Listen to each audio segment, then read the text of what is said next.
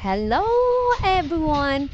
Hello guys! Manggugulay nga pala ako ngayon ng lubi-lubi. Eto, tinanggal ko na sa mga tangkay. At eto, mga dahon na lang ang natira.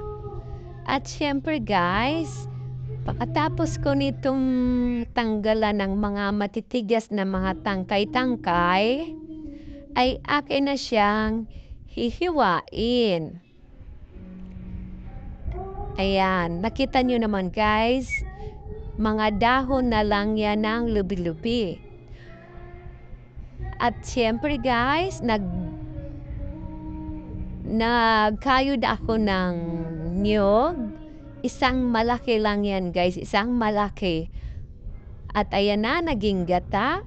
Nilagyan ko na siya ng sibuyas, bawang at sili. Pinakulo ko muna siya ng konti guys para medyo magata-gata. Ayan, at nilagay ko na rin guys ang mga hiniwa kong lubi-lubi. Wala akong bundok guys para manguha ng ganyan, as in nabili ko siya sa naglalako. Baka kapag gulay lang ako ng mga ganyan, pag may naglalako, nakakabili ako. Ayan. At nilagyan ko rin siya ng tuyo.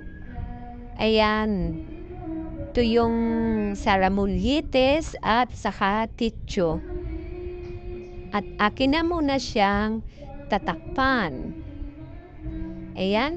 Pinakuluan ko muna siya ng mga 5 to 10 minutes. At eto na ulit. Kumulo na siya guys. At yan syempre, atin na siyang hahaluin. Ayan, hinalo-halo ko siya guys para yung gata ay mahalo sa gulay. Ayan. At syempre guys, lulutuin ulit natin. Pakuluan ng mga after 5 to 10 minutes ulit.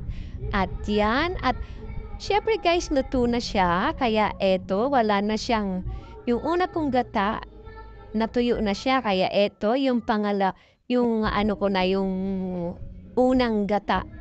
Kakang gata ba ang tawag dyan? At eto na guys, atin na muna, tinakpan ko na kanina at eto, kumulo na ulit. At medyo halo-haluin para ang kakang gata ay mapunta sa ating gulay na lubi-lubi. Ang sarap guys. Minsan lang tayo maggulay ng lubi-lubi kasi minsan lang naman yan may maglako o kaya kung pupunta ako ng bayan saka ako makakabili ng lubi-lubi. At ayan na nga guys, luto na siya.